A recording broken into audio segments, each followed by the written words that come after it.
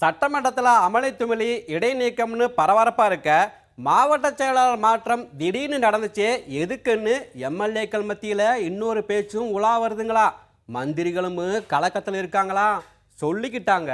முல்லைப்பூ மல்லிப்பூ ஜாதிப்பூ மாவட்டம் மந்திரின்னு 2 பதவியில் இருந்த அமைச்சர் விஜயபாஸ்கர் அமைச்சர் மணிகண்டன் வரிசையில் இப்போ அமைச்சர் சண்முகநாதனுக்கும் மாவட்ட செயலாளர் பதவி பறிபோக எம்பி மேட்ரு காரணமா இருக்குமோ அப்படின்னு சொல்லி பேச்சாமா.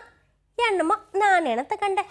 அமைச்சர் சண்முகநாதன் ஸ்ரீவைகுண்டம் தொகுதியில் வேட்பாளராக அறிவிக்கப்பட்ட வக்கீல் புவனேஸ்வரனுக்கு எதிராக சதி செஞ்சாரு அப்படின்னு ஒரு வழக்கம். அதில் 2 பத்திரிகை நிருபர்கள் சைபர் கிரைம்ல மாட்டிக்கின்னு உண்மையை சொல்லிவிட்டாங்களாம், பேசிக்கிட்டாங்க. ஐயா, பால்வளத்துறை அமைச்சர் தூத்துக்குடி கார்பரேஷன் கான்ட்ராக்ட்ல மதுரை ரவுடிக்கு ஆதரவா இருந்தாருன்னு ஏற்கனவே கைதான மந்திரியோட பிஏ விவகாரத்துலையும் நெருக்கடி இருந்துச்சுன்னு ஏகப்பட்ட பிரச்சனையை பட்டியல் போட்டாங்களாம், பேசிக்கிட்டுதாங்க ஐயா. திருநெல்வேலி மாவட்ட செயலாளராக வந்திருக்கும் வக்கீல் பிரபாகரன் எம்பியா இருந்தாலுமே எந்த கோஷ்டியும் சேராமல் இருந்தாராம். பண்ணையார் குரூப்பு, பாப்புலர் குரூப்பு, மேயர் குரூப்புன்னு ஊருக்குள்ள ஏகப்பட்ட குரூப் இருக்குதுங்களா. அதில் புதுசாக சேர்ந்த கானா குரூப்பு தனியாக செயல்பட தொடங்கிட்டாங்களா. நமக்கு என்னங்க தெரியும், வெளியே பேசிக்கிறாங்க.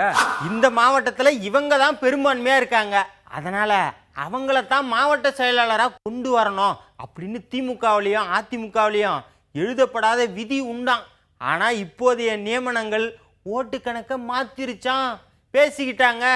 ஐயா, மாவட்ட பதவி போன மந்திரிகள் தற்போதைய பதவியை தக்க வைக்க என்ன செய்யலாம்னு தங்களுக்கு வேண்டியவங்க கிட்ட ஆலோசனை கேட்கிறாங்களாம். இதுல பொதுப்பணித்துறையிலையும் நெடுஞ்சாலைத்துறையிலையும் கொத்து கொத்தா கான்ட்ராக்ட் எடுத்த பிரபலங்கள் சிலரும் சிக்கிக்கிட்டு முழிக்கிறாங்களாம், பேசிக்கிட்டு தாங்க ஐயா.